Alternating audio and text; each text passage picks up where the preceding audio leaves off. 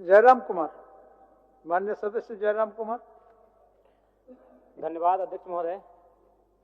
Sir समय का ध्यान रखिए। माननीय वित्त मंत्री महोदय ने कल बजट को पारित करने से पूर्व इस राज्य के तमाम बलिदान पुरुषों को याद किया, और चूंकि मैं उन्हें सुझाव नहीं अनुरोध करूंगा, चूंकि मेरी आयु से 1.5 गुना उम्र का उनका राजनीतिक जीवन रहा है। मेरी आयु 30 साल है, उनका राजनीतिक जीवन 45 साल का है। महोदय, निर्मल महतो, अगर देश में भगत सिंह का नाम आता है तो झारखंड में निर्मल महतो का नाम आता है। बजट में उनको आभार जताना छूट गया। मैं आपसे अनुरोध करूंगा, जब अगला बजट पारित हो तो निर्मल महतो का सम्मान, उनके बलिदान का सम्मान रखा जाए। धन्यवाद अध्यक्ष महोदय। माननीय वित्त मंत्री जी के द्वारा प्रस्तुत बजट पर अपने विचार रखने आया हूं। वित्तीय वर्ष 2025-26 के लिए 1,45,000 करोड़ रुपए का बजट आया है। आंकड़े सुनने में बहुत अच्छे और बेहतरीन है, लेकिन जब इस पर कार्य धरातल पर होगा महोदय तो बहुत बड़ी उपलब्धि होगी। निसंदेह इस राज्य सरकार की एक महत्वाकांक्षी योजना रही मैया सम्मान, उस पर लगभग बजट का 9.5% प्रावधान दिया गया। लेकिन मेरा मानना है अभी भी 2 महीनों से मैया सम्मान योजना की राशि निर्गत नहीं हो पाई है। तो कहीं ना कहीं इच्छा शक्ति का अभाव, बजट कितना भी विशाल बेहतरीन क्यों ना हो, अगर कार्य करने की इच्छा शक्ति ना हो तो उस बजट का सदुपयोग नहीं कर पाते अध्यक्ष महोदय। इस बार कृषि में 4,587 करोड़ का प्रावधान है, जो कि सराहनीय है। लेकिन चूंकि मैं एक युवा हूं और युवा होने के नाते इस बजट से युवाओं के लिए कोई विशेष प्रावधान नहीं दिख रहा अध्यक्ष महोदय।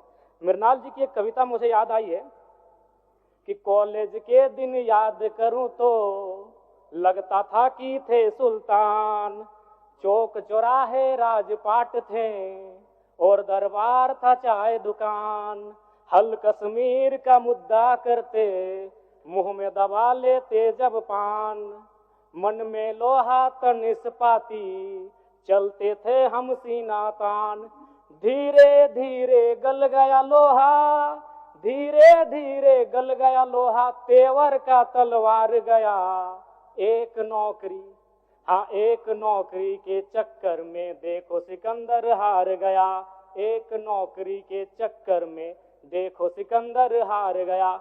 जी हाँ अध्यक्ष महोदय, इस बजट से इस राज्य के युवा, सिकंदर रूपी युवा, जिन्होंने एक 10 बाय 10 के कमरे के ताप में रहकर 10 साल का जीवन बिताया है परीक्षा की तैयारी में, आज इस बजट से वे हार गए अध्यक्ष महोदय।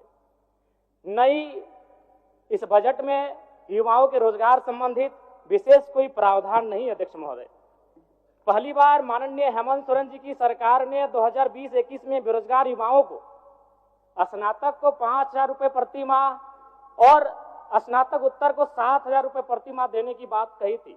फिर कालांतर में मुख्यमंत्री प्रोत्साहन योजना, मुख्यमंत्री युवा प्रोत्साहन योजना, मुख्यमंत्री प्रतिभा प्रोत्साहन योजना नामक बहुत सारी योजनाएं पुस्तिका में छपी। हम लोगों ने सुना, पढ़ा, लेकिन 1 रुपए खर्च युवाओं पर नहीं किया गया उनके प्रोत्साहन राशि को लेकर अध्यक्ष महोदय। इसलिए इस बजट से निसंदेह माता लोगों की जीत हुई है, मैया सम्मान की जीत हुई है, लेकिन इस बजट से इस राज्य के युवा हार गए अध्यक्ष महोदय। एक सटीक नियोजन नीति नहीं होने कारण, एक सशक्त नियोजन नीति नहीं होने कारण कहीं ना कहीं आज इस राज्य के युवा इस बजट से हारा हुआ महसूस कर रहे अध्यक्ष महोदय। तो मैं युवाओं को रोजगार कैसे मिले? जिस राज्य में 40% खनिज संपदा, उस राज्य के युवा अगर हताशा, निराशा के दौर से गुजर रहे अध्यक्ष महोदय, तो कहीं ना कहीं इस बजट पर युवाओं के दृष्टिकोण से एक सवाल और प्रश्न चिन्ह खड़ा होता है अध्यक्ष महोदय। अध्यक्ष महोदय, राज्य में अनुसूचित जाति परामर्शदात्री आयोग का गठन सराहनीय है, इसकी मैं सराहना करता हूं और वित्त मंत्री जी को साधुवाद देता हूं। महोदय, अंत में मैं इस सिस्टम पे आता हूं। इस सिस्टम पे आना इसलिए जरूरी अध्यक्ष महोदय, चूंकि माननीय वित्त मंत्री महोदय ने विधायिका के कर्तव्य का अनुपालन करते हुए बजट को तो प्रस्तुत किया, लेकिन यदि कार्यपालिका का सहयोग नहीं रहेगा अध्यक्ष महोदय, तो ऐसे बजट का कोई उपयोग नहीं रह पाएगा। आंकड़े कहते हैं 2023-24 का आंकड़ा अध्यक्ष महोदय, बजट का कुल योग था 1,41,498 करोड़, लेकिन हम लोग खर्च कर पाए थे 1,07,920 करोड़, यानी लगभग 33,000 करोड़ की राशि खर्च ही नहीं हो पाई थी अध्यक्ष महोदय। और इस बार का जो बजट है, जो पूर्व का, उसमें भी मात्र 65% ही राशि को खर्च किया गया। इसलिए विधायिका के साथ साथ अगर कार्यपालिका अपनी जिम्मेवारी का अनुभव नहीं करेगी, अनुपालन नहीं करेगी अध्यक्ष महोदय, फिर बजट का कोई प्रावधान नहीं रहता है। अध्यक्ष महोदय, ज्यादा नहीं और 1 मिनट का समय लेंगे अध्यक्ष महोदय, चूंकि इस बजट में किसानों को लेकर mini tractor, power tiller, pump set, ripper आदि वितरण करने की बात कही गई है। अध्यक्ष महोदय, मैं चाहूंगा किसानों को आपको उपकरण देने की आवश्यकता नहीं है। किसानों को अगर हम जल दे पाते हैं, अगर पानी की सुविधा दे पाते हैं, तो हमें लगता है किसान सशक्त हो जाएंगे। अध्यक्ष महोदय, मैं ये कहना चाहता हूं, जो भी डैम बने हैं, चाहे वो चांडिल का डैम हो, कोणार्क का डैम हो, मैथन डैम हो, पंचेत डैम हो या टेनूघाट का डैम हो, वो पानी केवल उद्योगपति के कारखानों में जाने के लिए नहीं बना। अध्यक्ष महोदय, तो क्यों ना सरकार एक प्रयोग करे। जैसे कोणार्क डैम विष्णुगढ़ ब्लॉक आता है, तो विष्णुगढ़ ब्लॉक के 5 गांवों का उदाहरण प्रस्तुत कीजिए, वहां सिंचाई की व्यवस्था करिए और कम से कम कृषक को उन्नत बनाने का प्रयास किया जाए। अध्यक्ष महोदय, मैं इस बजट में सुझाव का अपील करता हूं।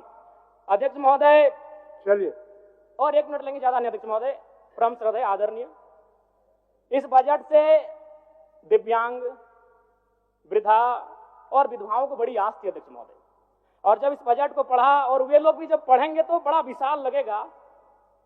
1449 करोड़ 26 लाख, बहुत बड़ी राशि। लेकिन चूंकि यहीं फिर सरकार कहती है 12 लाख लाभुक हैं, तो अगर उस राशि से अगर 12 लाख को भाग देते हैं, चूंकि मैथमेटिक्स का होना बहुत जरूरी है, तो रिजल्ट आता है 1,44,926। उसको फिर अगर 12 से भाग देते हैं अध्यक्ष महोदय, तो रिजल्ट आता है 1006। यानी महीना में आप कितना दे रहे हैं, वही 1006।